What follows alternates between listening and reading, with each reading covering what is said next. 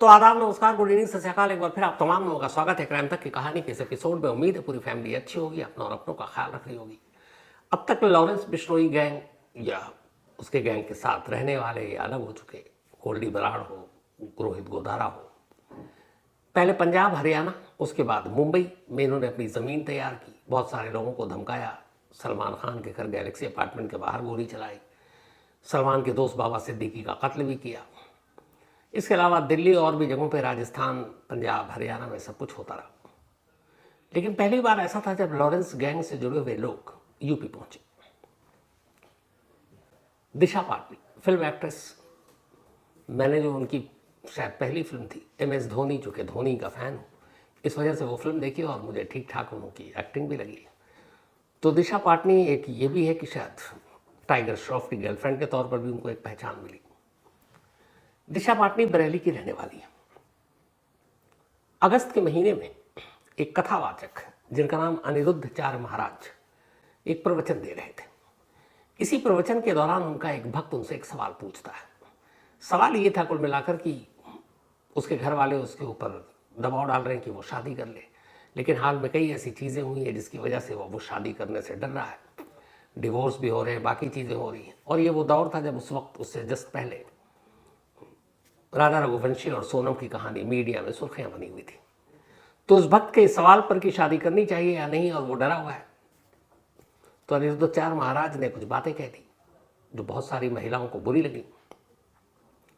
हालांकि उसके बाद शायद उन्होंने वीडियो जारी कर माफ़ी भी मांगी, लेकिन बात यहीं ख़त्म नहीं हुई। इसी प्रवचन के बाद दिशा पाटनी की एक बहन खुशबू पाटनी, जो आर्मी में अफसर रही हैं, बरेली में रहती हैं, उन्होंने एक वीडियो जारी किया। और ये वीडियो जारी किया 30 शायद जुलाई अगस्त, एग्जैक्ट तारीख भूल रहा हूँ। तो ये वीडियो जारी किया उन्होंने 30 जुलाई को। और इस वीडियो में उन्होंने अनिरुद्धाचार्य कथावाचक उनके खिलाफ तमाम बातें कही कि महिलाओं का ये अपमान है, जो कुछ उन्होंने कहा है महिलाओं को लेकर। बात आई गई होगी, उन्होंने अपने वीडियो सोशल मीडिया पर डाल दिया, अनिरुद्धाचार्य महाराज के खिलाफ सारी बातें भी हो गई। लेकिन उसके बाद अचानक 12 सितंबर की रात इन्हीं खुशबू पाटनी, दिशा पाटनी की बड़ी बहन, बरेली में उनका घर, और उस घर के बाहर 12 सितंबर की रात करीब 3:45-4 के दरमियान अचानक मोटरसाइकिल पर 2 लोग आते हैं और गोली चलानी शुरू कर देते हैं। ये CCTV कैमरे की उसी रात की तस्वीर है।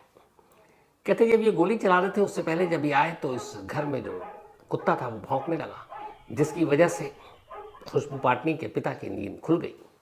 वो बालकोनी में आए और उन्होंने अचानक देखा कि मोटरसाइकिल पर सवार 2 लड़के, एक ने हेलमेट पहन रखी है, एक ने नहीं, और गोली चलाकर चले गए। उन्होंने फ़ौरन पुलिस को खबर दी, पुलिस मौके पर आई। मौके से 2 खाली कारतूस मिले जिससे फायरिंग की गई थी, उसके खोखे वहीं गिरे हुए थे। पुलिस ने केस दर्ज किया। बट अभी तक ये समझ में नहीं आ रहा था कि दिशा पाटनी के बरेली वाले घर में कोई गोली मारकर दीवारों का निशाना लेकर फायरिंग क्यों करेगा।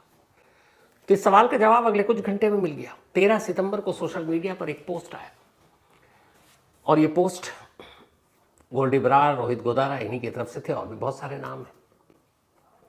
इस पोस्ट में ये लिखा था कि जिस तरीके से दिशा पाटनी की फैमिली ने, यानी उनकी बहन ने, अनिरुद्धाचार्य महाराज के खिलाफ वीडियो बनाया और उनके खिलाफ बातें की है, वो उन्हें पसंद नहीं। तो ऐसी बातें ना करें, और अगर करेंगे तो उसका अंजाम यही है। इसीलिए सिर्फ धमकाने के लिए उनके घर के बाहर ये गोली चली थी।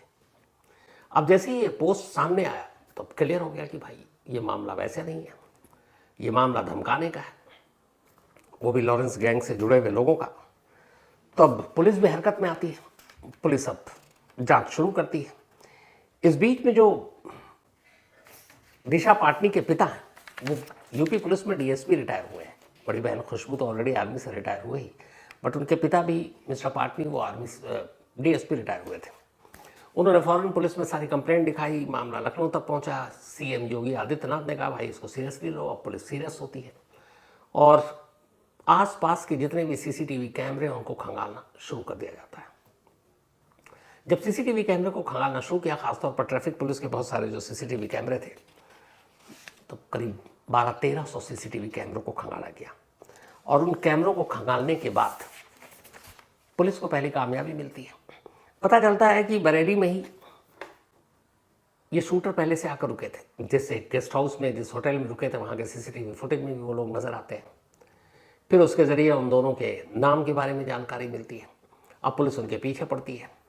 दिल्ली पुलिस के स्पेशल सेल, हरियाणा पुलिस से भी मदद ली जाती है। उधर यूपी पुलिस, लोकल पुलिस के अलावा यूपी एसटीएफ भी इसमें कूद पड़ती है और अब इन शूटर की तलाश शुरू हो जाती है। धीरे धीरे शूटर की तलाश चल रही थी। तभी कल यानी वेडनेसडे को 17 सितंबर की शाम गाजियाबाद के पास एक बैरिकेडिंग लगी हुई थी। पुलिस वाले चेकिंग कर रहे थे। अचानक वहाँ से एक मोटरसाइकिल पे 2 लोग गुजर रहे थे। जब उन्होंने देखा पुलिस खड़ी है, बैरिकेडिंग हुई हुई है, तो दोनों बाइक को वापस मोड़ लेते हैं और उल्टा भागने लगते हैं। पुलिस को शक होता है। पुलिस की टीम एक जीप में उनका पीछा करती है। जब वो पीछा करती है तो दोनों मोटरसाइकिल सवार गोली चलाते हैं। जवाब में पुलिस गोली चलाती है। 15 मिनट तक ये चेज़ वाला खेल चलता रहता है, पीछा करने का। इन 15 मिनट में 25 से 30 राउंड गोलियां चलती हैं। 4 पुलिस वालों को गोलियां लगती हैं, लेकिन खतरे से बाहर है। जवाब में जो पुलिस ने गोली चलाई उन दोनों शूटरों को लगी और दोनों शूटर वहीं ढेर हो गए। ये सारी पुलिस की कहानी है। तो अब दोनों शूटर ढेर हो गए।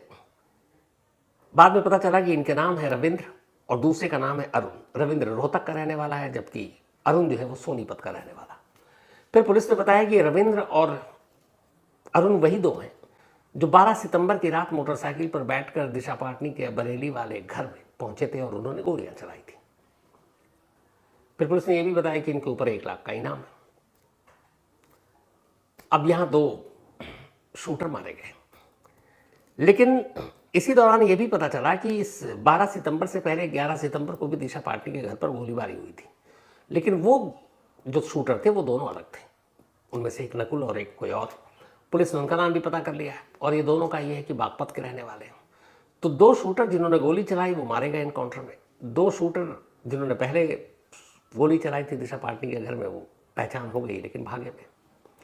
पुलिस ने उनके पास से पिस्टल भी बरामद की, कारतूस भी बरामद किया और कहा कि जो अपाचे मोटरसाइकिल जिस पर ये लोग भाग रहे थे 17 सितंबर को, ये वही मोटरसाइकिल है जिस पर 12 सितंबर की रात बैठकर दोनों शूटर दिशा पाटनी के घर के बाहर गोली चलाई थी जिन्होंने।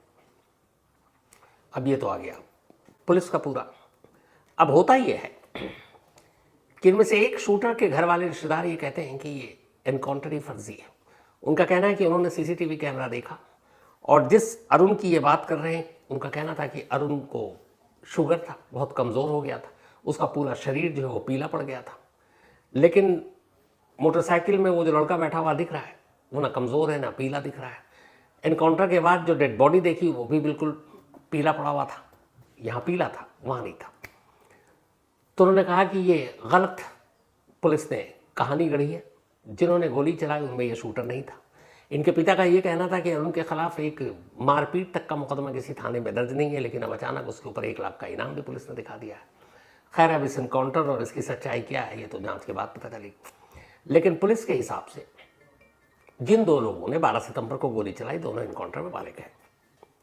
बाकी जो 2 थे जिन्होंने 11 सितंबर को चलाई है उनकी अभी तलाश की जा रही है। अब इस एनकाउंटर के खत्म होने के बाद आज सुबह यानी 18 सितंबर की सुबह करीब 10 बजे के आसपास फिर सोशल मीडिया पर एक पोस्ट आता और इस बार सोशल मीडिया पर जो पोस्ट आया वो रोहित गोदारा के नाम से आता है। रोहित गोदारा ने इस पोस्ट पे पुलिस एनकाउंटर में जो 2 लोग मारे गए उसके बारे में लिखा है। साथ ही ये भी लिखा है कि जिन लोगों ने भी इस एनकाउंटर को अंजाम दिया, चाहे वो कितने ताकतवर लोग हैं, उन्हें माफी नहीं मिलेगी। राम राम सभी भाइयों को, मैं रोहित गोदारा। भाइयों, आज ये जो एनकाउंटर हुआ है हमारे लिए जीवन की बहुत बड़ी क्षति है। मैं आपको बता दूं, ये जो न्यूज चैनल वाले जो न्यूज चला रहे हैं है ना कि ढेर हुए हैं, ये ढेर नहीं शहीद हुए हैं। इन भाइयों ने धर्म के लिए अपना बलिदान दिया है। अरे कुछ तो शर्म करो। एक मुंह से तुम सनातन सनातन चिल्लाते हो और जो सनातन के लिए लड़ाई लड़े उसको मार दिया जाता है। ये इंसाफ नहीं है।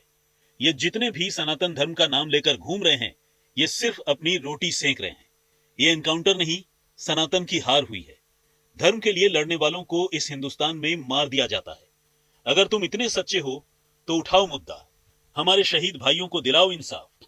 बाकी मैं पूरे देश को बता देना चाहता हूं, ये सनातन धर्म की आड़ में एक धंधा चला हुआ है। सभी देशवासी इससे सावधान रहें। और हम अगर धर्म के लिए लड़ सकते हैं तो हमारे शहीद भाइयों के लिए हम वो काम कर सकते हैं जिसकी ये कल्पना भी नहीं कर सकते हैं। और इसमें जिसका भी हाथ है, वो चाहे कितना भी पैसे वाला हो या पावर वाला हो, वक्त लग सकता है, माफी नहीं है। ठीक, तो ये हो गया। तो कुल मिलाकर कहानी यह है कि एक प्रवचन शुरू होता है, उस प्रवचन में एक कथावाचक कुछ आपत्तिजनक बोलते हैं, उसका विरोध दर्ज कराती हैं दिशा पाटनी की बहन खुशबू पाटनी। उस विरोध पर कुछ गैंगस्टर को गुस्सा आता है। अब गैंगस्टर भी अपने यहाँ थोड़ा शरीफ टाइप का दिखाते हैं, तो इसी का ये कि नहीं, ये तो खिलाफ है, आचार्य जी के बारे में, महाराज के बारे में ऐसा कैसे कह सकते हैं। गुस्सा दर्शाने के लिए उन्होंने गोली चला दी। इस गोली चलने के बाद पुलिस एक्टिव होती है और अंत होता है एक एनकाउंटर से जिसमें 2 लोग मारे जाते हैं। ये तो पूरी कहानी हो गई। अब इस कहानी का दूसरा पहलू, कहानी का दूसरा पहलू यह है कि जिस गोल्डी बराड़ का नाम आ रहा है, जिस रोहित गोदारा का नाम आ रहा है, इन सब के नाम लॉरेंस बिश्नोई गैंग से जुड़ते हैं। अब लॉरेंस बिश्नोई गैंग जो अब तक सिर्फ पंजाब और हरियाणा तक कभी एक्टिव हुआ करता था, अब मुंबई पहुंचा, अब यूपी पहुंचा, देश के अलग अलग राज्यों में पहुंच रहा है। और कमाल की बात यह है कि 10 साल से ज़्यादा हो गए उसे जेल में रहते हुए। यहाँ तक कि कुछ साल पहले भारत सरकार ने एक खास ऑर्डर पास कर यह भी कहा कि लॉरेंस बिश्नोई को अहमदाबाद की साबरमती जेल से बाहर नहीं निकाला जा सकता।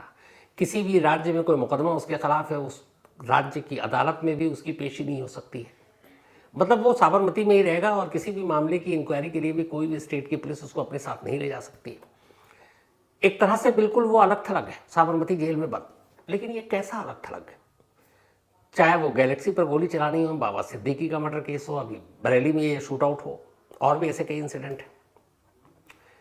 एक गैंगस्टर 10 साल से ज़्यादा वक्त से जेल के अंदर बंद है, लेकिन बड़े इत्मीनान से अपना गैंग ऑपरेट कर रहा है।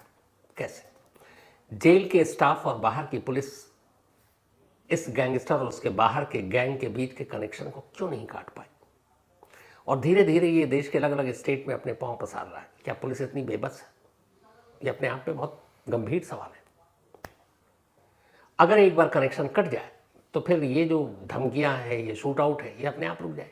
लेकिन अगर सब कुछ लॉरेंस के इशारे पर होता है तो लॉरेंस का ये इशारा बाहर बैठे उसके गैंग के लोगों तक कैसे और कौन पहुंचाता है? क्योंकि एक बार उस जेल के अंदर उसको बिल्कुल अलग थलग करके उसके गैंग से काट दिया जाए तो फिर ना ऑर्डर आएगा, ना फिर इस तरह के शूट आउट होंगे। लेकिन लगातार हो रहा बरसों से, तो इसका मतलब है कि जेल स्टाफ और पुलिस या तो बेबस है, ये कहानी कुछ और है। अब यूपी पुलिस के इस एनकाउंटर पर जो सवाल उठा है, पिछले 8 सालों का डेटा है। पिछले 8 सालों में यूपी में 14,000 के इर्द गिर्द एनकाउंटर हुए। इन 14,000 एनकाउंटर में से 239 क्रिमिनल मारे गए। इसके अलावा इन्हीं इनकाउंटर के दौरान अराउंड 21,000 क्रिमिनल गिरफ्तार हुए। लेकिन सबसे इंपॉर्टेंट बात यह है कि इसी 14,000 एनकाउंटर के दौरान 9,000 ऐसे क्रिमिनल थे जिनके सिर्फ और सिर्फ पैरों में गोली मारी गई, और पैरों में भी सिर्फ और सिर्फ एक खास जगह पर, काफ मसल यानी पिंडलियों में। तो ये डेटा जो है ये भी अपने आप में चौंकाने वाला है। तो कुल मिलाकर अब प्रवचन से शुरू हुआ शूट आउट और शूट आउट से शुरू हुआ एनकाउंटर। एनकाउंटर में 2 लोगों की जान, बाकी 2 शूटर गायब। अब आगे ये कहानी कहाँ जाएगी पता नहीं, लेकिन यही कहानी है दिशा पाटनी के इस घर पे हुए शूट आउट की। हालांकि जब ये शूट आउट हुआ दिशा पाटनी मुंबई में थी, उस वक्त घर में उनके फादर, उनकी मदर और उनकी सिस्टर थी। और शुक्र ये कि किसी को नुकसान नहीं हुआ। शायद शूटर का इरादा भी नहीं था, उनको सिर्फ धमकाना था, डराना था, इसलिए उन्होंने घर के बाहर दीवार पर या खुले आसमान में गोली चलाई और निकल लिए थे। तो ये है आज की कहानी।